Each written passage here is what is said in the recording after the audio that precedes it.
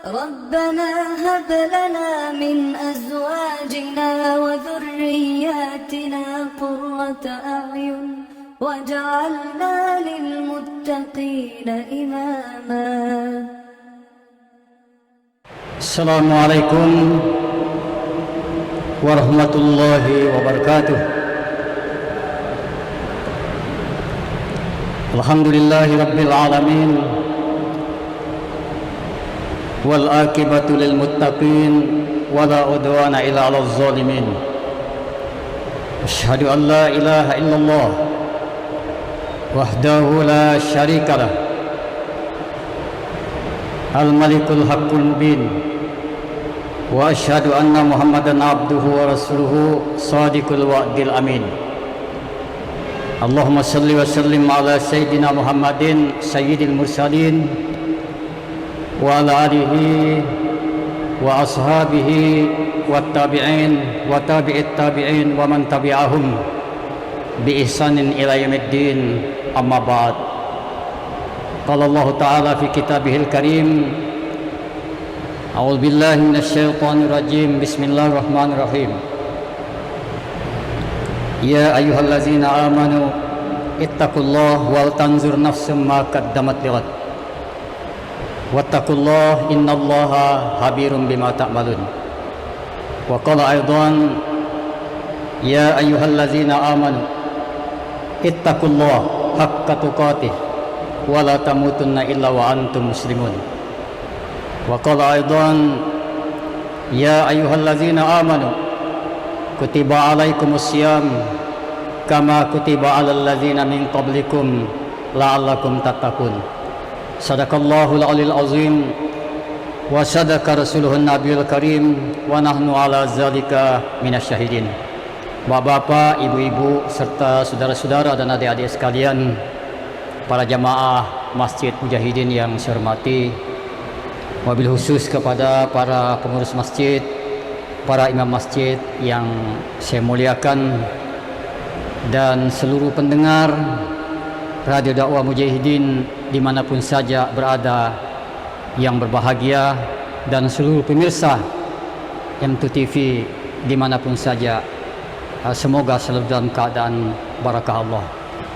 Alhamdulillah, rasa syukur tiada hentinya kita haturkan dan hanya kita panjatkan kehadirat Allah Subhanahu wa taala atas limpahan rahmatnya. Pada kesempatan siang hari ini kita dapat hadir di masjid ini untuk melaksanakan salat zuhur, dan alhamdulillah sesudah ibadah ini kita dapat meluangkan waktu sejenak untuk mengikuti siraman rohani, tausiah singkat yang lazim dijadwalkan di Masjid Raya Mujahidin ini setelah salat zuhur.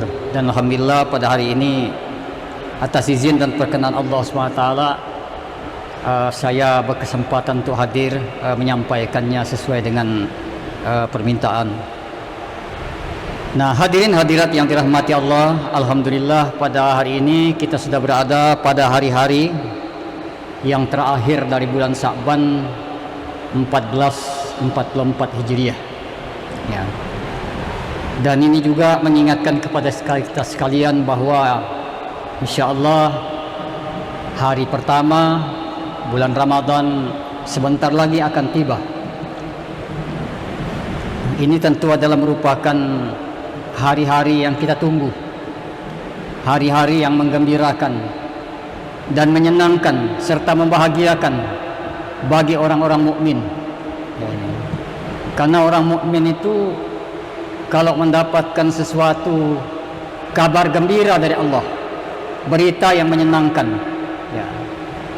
Apalagi ini berita yang menyenangkan ini bukan dari manusia biasa, itu langsung dari Allah dan Rasulnya.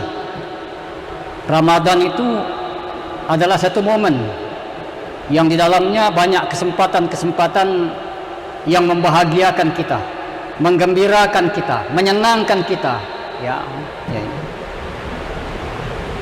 Bagi orang-orang yang beriman.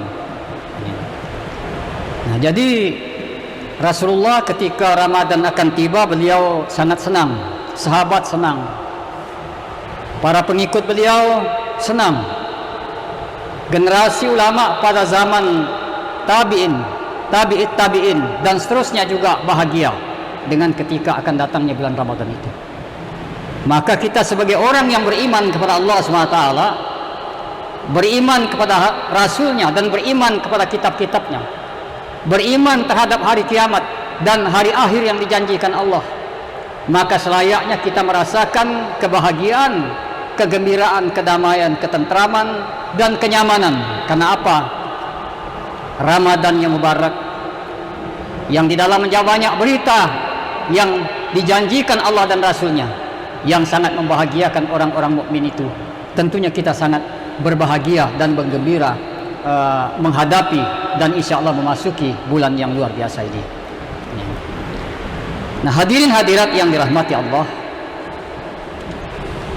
dalam konteks pandangan filosofi, bahwa memang kita hidup ini di dunia ini tidak boleh tidak bekal kita itu adalah takwa kepada Allah.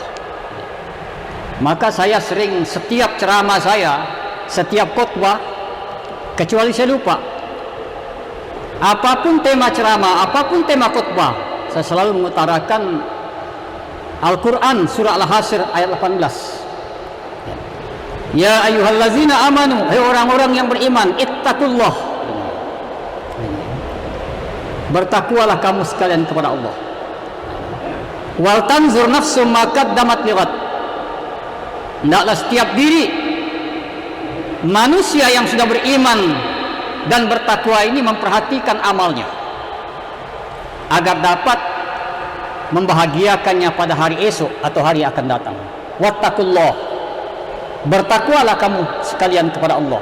Innallaha khabirun bima ta'malun, sesungguhnya Allah Maha mengetahui dan Maha teliti terhadap apa-apa yang kamu kerjakan. Jadi ayat ini memberikan gambaran kepada kita, kita hidup di alam dunia yang singkat dan fana ini tidak boleh lepas dari takwa kepada Allah. Kapan saja waktunya, dalam situasi dan kondisi yang bagaimanapun, di lingkungan masyarakat, kemajuan teknologi dan ilmu yang seperti apapun tingkatan dan puncaknya, kita tetap istiqamah dalam keadaan bertakwa kepada Allah SWT. Jadi saya melihat ayat ini Allah memberikan pemahaman kepada kita, takwa itu bekal orang yang hidup di alam dunia ini. Kalau dia mau selamat dalam hidupnya di dunia ini, kalau dia mau selamat dalam hidupnya setelah dia meninggalkan alam dunia, dimasuk ke alam kubur, kalau dia mau selamat di hari kebangkitan perang mahsyar, kalau dia mau selamat di atas titian siratal mustaqim, kalau dia ingin selamat masuk ke surganya Allah, bebas dan selamat dari azabnya Allah Subhanahu wa taala, itu bekalnya hanya satu, diperintahkan ke orang, takwa kepada Allah.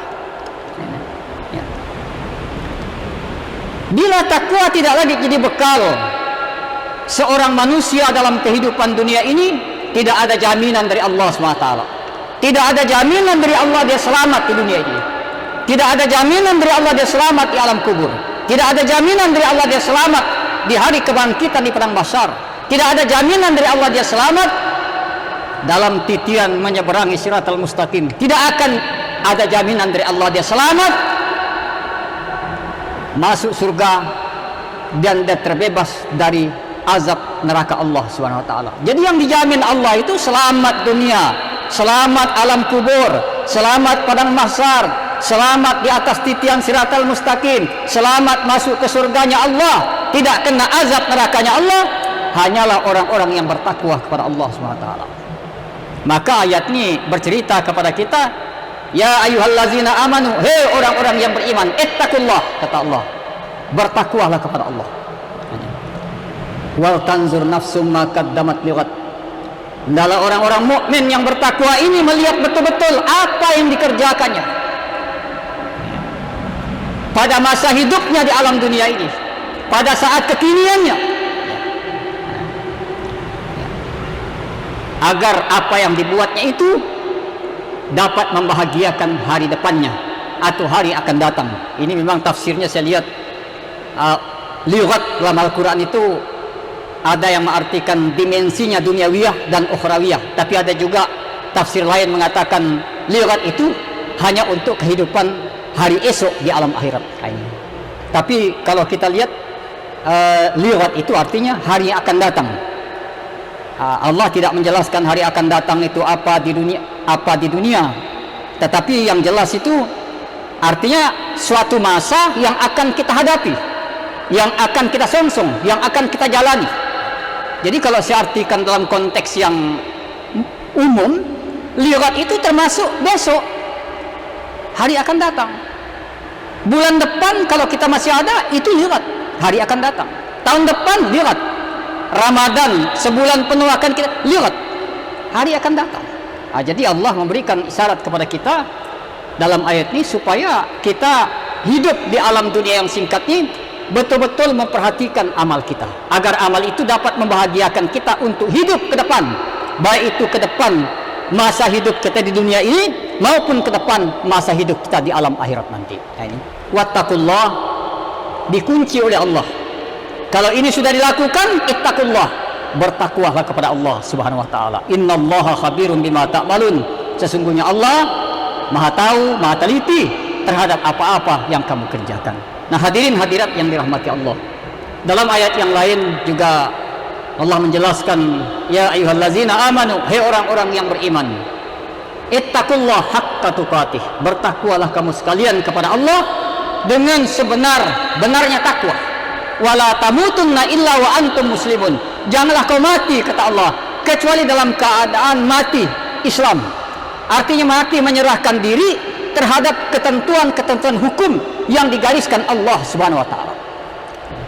Orang hidup di alam dunia dalam keadaan istiqamah, mengerjakan salat, dia meninggal dunia, itu namanya wa antum muslimun, mati dalam keadaan Islam, menyerahkan diri terhadap keputusan Allah. Allah merintahkan kepada wajib salat, dia laksanakan, itu namanya menyerah kepada ketentuan Allah. Tapi ketika Allah perintahkan dia salat, dia tidak salat, mati, berarti dia mati dalam keadaan tidak menyerahkan diri pada keputusan yang ditetapkan Allah SWT kepada hambanya, termasuk kepada dia. Jadi kata wa antum muslimun itu artinya kita menyerah total kepada keputusan yang ditetapkan Allah kepada kita. Kalau Allah perintahkan kita zakat, kita zakat. Allah perintahkan haji, kita haji. Allah perintahkan umrah, kita umrah. Allah perintahkan kita salat, kita salat. Itu namanya kita menyerah pada hukum Allah. Keputusan Allah seperti itu untuk kita. Kita terima, kita menyerahkan diri, kita ikuti. Nah, itu yang diminta Allah. Wala tamutunna illa wa antum muslimun. Janganlah mati, kata Allah, kecuali dalam keadaan takwa kepada Allah. Nah, hadirin hadirat yang dirahmati Allah. Ketiga, bagian yang terakhir, apa keterkaitan saum Ramadan yang sebentar lagi akan kita hadiri ini? Nah, tadi ayat yang saya baca, Allah jelas sekali mengatakan, ya ayyuhallazina amanu, hai orang-orang yang beriman, kutiba alaikumussyam, diwajibkan kepada kamu berpuasa, kama kutiba alal ladzina min qablikum, sebagaimana yang diwajibkan atas orang-orang sebelum kamu, la'allakum tattaqun, agar kamu bertakwa. Jadi saya melihat puasa itu adalah merupakan latihan, ya, institusi rohania, tempat kita dilatih dan digodok oleh Allah. Untuk apa? Untuk memantapkan ketakwaan kita kepada Allah. Karena itu bekal yang paling hakiki, bekal yang paling paripurna, yang bisa menjamin berdasarkan ketetapan Allah, itu menjamin keselamatan kita di dunia ini sampai ketika kita meninggalkan alam ini, bahkan sampai dalam kehidupan kita akhirat nanti. Maka ketika orang itu tidak lagi mau patuh dengan aturan-aturan Allah, menjalani saum Ramadan, menjalani qiyamul lail di bulan Ramadan, sebenarnya dia adalah merupakan akan menuai satu kerugian yang besar. Ketakwaannya akan melemah, ketakwaannya akan hilang. Pada situ sebenarnya ada prinsip yang sangat menentukan kebahagiaan dan keselamatan hidup kita di alam dunia ini dan di alam akhirat nanti. Oleh karena itu sebentar lagi, kalau insya Allah tidak ada perubahan, kita tetap menunggu sidang isbat dari Kementerian Agama tentang hari apa jatuhnya satu Ramadan itu. Tentu paling saya kira maksimal ini hari Kamis kita sudah berpuasa. Artinya malam Rebu itu orang sudah mulai tarawih. Itu menurut pandangan saya ini pribadi. Jadi karena itu kecuali ada perubahan-perubahan lain. Oleh karena itu kalau kita pakai aturan ini, ya tinggal hari ini hari Senin, Selasa, Rabu, kita tinggal 3 hari lagi, Pak. Artinya 3 hari ini di bulan Sa'ban. Mari kita bersama-sama memasuki Ramadan yang mubarak ini. Siang hari berpuasa, malam hari menghidupkan Qiyamul Lail fi syahr Ramadan selama 1 bulan penuh.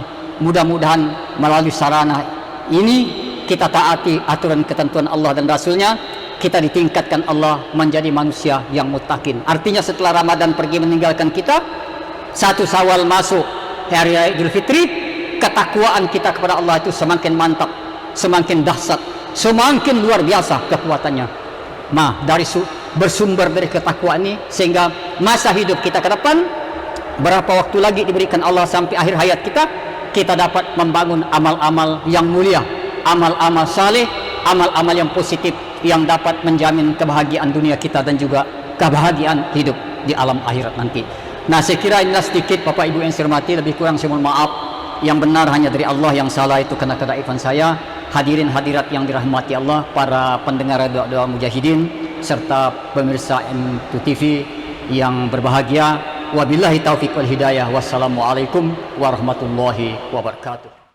واتل ما أوحي إليك من كتاب ربك لا مبدل لكلماته ولن تجد من دونه ملتحدا